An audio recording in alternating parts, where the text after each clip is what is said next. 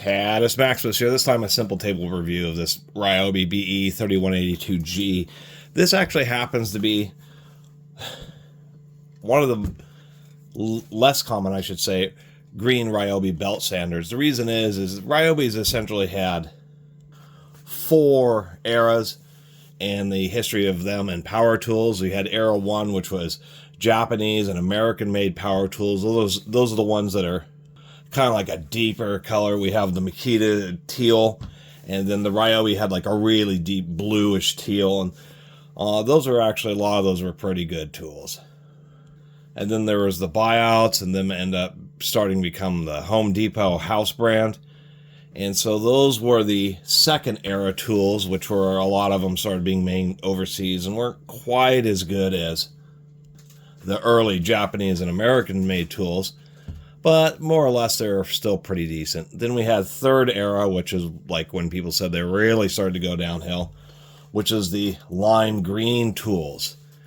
The fourth era is the lime green tools, but with all the covered over molding. The reason this belt sander is kind of an oddball, well, one, I don't actually run into many reconditioned Ryobi tools, but when they recondition them, they stamp with a hot melt stamp, Recon. It's really obvious. Little inspection sticker, which isn't on standard ones. As far as I can tell, what this is actually, I believe, the same as the old teal one with the yellow lever, except for just remolded into the green. When they switched over to the lime green, the early lime green ones are actually, at least for the belt sanders, same as the older tools. But when it comes to like cordless drills and stuff, I'd certainly agree with the great disparity between a Makita and Milwaukee, blah blah, and the Ryobis. Things like 3x18 belt sanders, which is the most common belt sander size. 3x24 is the second most common. 3x21 is the third most common, and then probably 4x24. For me, I run into a lot of used belts and have quite a collection of belts. Belts can actually, they're not too expensive, but they can add up quickly if you're doing big sanding operations. Easiest to find and the most likely you're to find are the 3x18 and 3x21 or 3x24. So I've decided that I actually ended up selling all my 3x21 sanders because I just said, for me, it's a lot easier to deal with either having 3x18s or 3x24s, just because of belt availability and stock I've been able to build up. As far as how this sounds, I mean,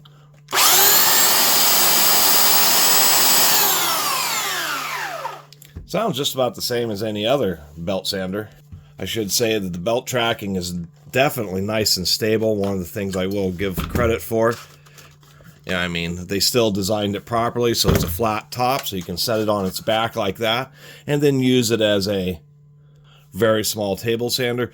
There's a few small belt sanders that actually aren't designed to be set on their top. I mean, any halfway decent one, of course the Makita is too, are going to be designed to be kind of set up like this. Although the Makita, oh, interesting. So with the Makita and its dust bag, it's a little bit wobbly. We pull off the dust bag and now it sits relatively flat. But, oops, that was a little bit of an afterthought. It's a bit wobbly with the dust bag on it. So actually Ryobi did a better job there making sure the whole top of the unit's flat, because this thing is actually a pretty solid surface. People may remember, at least some of my older viewers, of the really common hardware store Skill Classic, sometimes called the Skill Professional 3x18 belt sander. That thing was a total piece of junk. Had like a short little drive wheel. This thing is actually pretty decent. No, it is not entirely full width, but it is pretty decent, and it's driving the belt right through the center line, and it explains, you know, having because it's rubberized, the drive wheel be centered along the belt does wonders for actually keeping the belt in the same tracking line of tracking. If we look, kind of hard to see, but there's a little metal block down in there that's just a sacrificial guide block, and it's actually super cheap, like $3 part to replace. Other things I'll give Ryobi credit for is we can see they actually have an aluminum or a metal frame here. So that metal frame is what's going to be supporting the bearings. It's supporting one into the drive gear, because there's a belt reduction and then a secondary gear reduction right here. And so it just provides a better frame. It provides a little bit more heat dissipation. It's more rigid than the plastic. And it's really what you want to see, because this wheel you have a little boss that sticks out about this far. The wheel slides over the shaft, and so you have 2 needle bearings, and so there's always this kind of tension on it. And on a lot of belt sanders where they cantilever in plastic, the plastic ends up mushing. What ends up happening is this wheel starts to tilt downwards. So I actually like seeing that. The other thing is it's just a kind of a snap-on or snap-over wear plate. And one thing I was surprised is this wear plate. Wow, my camera freaked out for a second there. It's kind of hard to tell. We'll put my finger there. Is pretty darn thick. And when we actually compare to, say, the Makita, this Makita has like this really thin wear plate, surprisingly enough. And that kind of surprised me, as I thought, wow, that's actually one feature where the wear plate is just a lot thicker and probably a bit longer lasting on this Ryobi than it is on the Makita, which is something surprising. Always make sure to put your belts on the right direction, or they can tend to want to fall apart. But the tracking's pretty good if we do that. I found it's pretty consistent.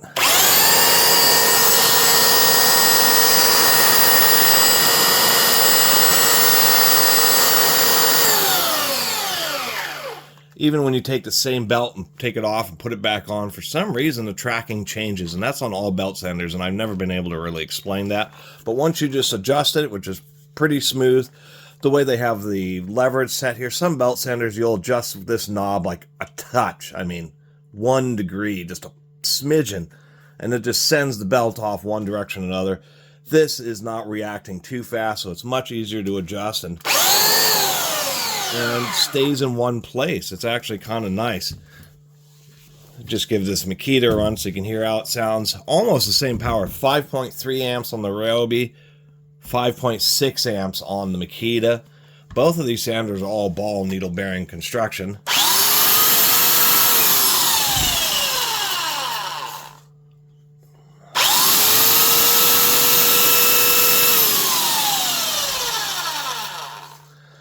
What I can say is that if we, I guess, take a close look,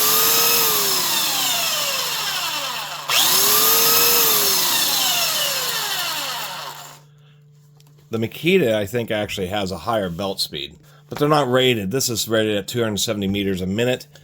This is 700, I guess, revolutions per minute or something like that, and that's one thing that's annoying. As far as some other things I'll give Ryobi, they do have a larger diameter attachment here. This is the same as a...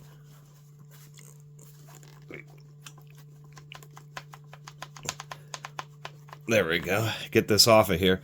You can just attach a vacuum cleaner hose right to this. It even has a key, so when you put this on, it always keeps it vertical, which is actually kind of a nice feature. The Makita doesn't have that, although I will say Makita's experience has shown these bags that have like the slip-on pinch type, the reason those exist is because it opens up a wide section of the bag, so you can pull this off and really get the bag cleaned out. Ones with zippers on the back always have this pocket that you can never really clean out properly, so that's one place where the Makita has shown, you know, a little bit more advanced knowledge.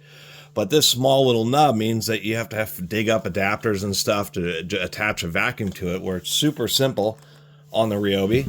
They both weigh just about the same. They're both pretty solid units. Of course, the annoying thing about this Makita's from 2004, so yeah, it's 20 years old. And it is one of the old English-made ones. But what always blew me away was this. The Phillips head screw tracking adjustment. I was like, come on, Makita, in 2004, you knew a lot better than that. They don't get, these tracking adjustments don't get run into very often. There was an accessory you'll see here on this Ryobi, that there's these little odd slots here and here, and I believe that's like some kind of stop. I have not been able to find the darn accessory, but the way that these are right across from each other indicates that there's like some kind of attachment that you can put over this to maybe assist, maybe a guard or something like that to assist when using it in the upside down sanding operation. Kind of hard to tell. Maybe if I do it upside down. The width, the Ryobi is about a 1/2 inch wider than the Makita. On the Makita, we can see that it doesn't have a metal frame like the Ryobi. What the Makita does is to deal with the issue of plastic creeping and the drive wheel tilting, is they instead just have the shaft. We have a bearing here and it goes all the way through, and there's actually a ball bearing right being supported by this black outer plastic piece. So it's being supported on either side, and it has a rubber piece just about the same size as this. Other than that, I've been yakking for 10 minutes about this, and that's really kind of the point I was trying to make here, is that when it comes to simpler tools like belt sanders, especially single speed ones, it's just kind of small stuff that ends up setting apart one manufacturer to another. I really like these Makita 9910s. They're one of my favorite little belt sanders, but you know, this metal belt change lever, it's just fine. But you know, having this thing right here, and oddly enough, many times this is the position you'd be changing the belt in, and it's just so easy to grab this with 2 fingers and just pull it back. It's just really easy lever to use. There's just no doubt about this. This is kind of this odd thing where you're pushing it away, so you can't just grab it with one hand, pop it off. This, because it's a bit of a reach on this direction, and it won't be a reach if you have smaller hands. And it's this kind of small little tab. It's just, even though I believe both these sanders are somewhere in the mid to early 2000s, there's actually some things I like about this Ryobi better than I do on its similar competition, Makita. Except the fact that I know I'm going to be, over years, I'm going to be able to get parts of the Makita a lot easier than this Ryobi. But that's about it. Saw this at a garage sale. It was 15 bucks. And to tell you the truth, somehow I ended up with just one. I know, just one 3x18 belt sander. I like to have backup power tools. And for a variety of reasons, it's nice to have more than one. Besides having one get fail or knock it off a table and break it or something, at least you have another one you can immediately go to. But when it comes to things like belt sanders, you may be doing some type of operation where you need to do a little rough sanding and then a little bit of finer sanding to see how it's turning out, and maybe you have to go back to rough sanding to remove out another deep gouge or something. And it's nice to have maybe one belt that's a 60 grit or 50 grit. They make some pretty coarse grits. And then have another one that has 120 grit or 150 grit on there, so you can just switch back and forth from one sander to the other. And with belt sanders, you're supposed to basically sand with the weight of the unit. You can put it, heavy-duty commercial belt sanders weigh a bunch, and so they entirely operate based on the weight of the tool. With smaller ones like this, you can put a little bit of pressure on it. But the thing to focus on is just making sure you're not tilting the sander from one side or the other. It's the biggest error to make with the belt sanders. You put too much pressure on one side or the other, and it just will cause the edge of the belt just to bite right in and just totally gouge your material. So you do need to pay attention to that. And on that note, both of these have loop handles, so it's easy just to put the lock on them and run them. But this front handle, it's a little bulbous on the Makita here. It works just fine. Has some oddball little divots. But it just doesn't seem to be quite as easy just to hold on and manipulate in various different... I like this front handle a little bit better. So anyway, that's my table talk between the Ryobi's around 20-year-old 3x18 belt sander versus Makita's 20-year-old 3x18 belt sander. And even though these are 20 years old, there's a they're looking at the newer Ryobi and the newer Makitas, and most of it just seems like it's cosmetic. They changed the molding on the bodies, but they're basically the same power tools. There's just only so much you can do with a 3x18 belt sander. Would be nice if variable speed was a little bit more easily available. They tend not to put it on these smaller belt sanders because they have smaller motors, and the problem with variable speed is if you're running at a slow speed, you get a low amount of air because the fan's spinning slowly, and it's really difficult to keep the motors from overheating. So a lot of these, they just run at full or single speed only to ensure that they don't burn themselves up. Anyway, really appreciate everybody who's been watching. See you next time.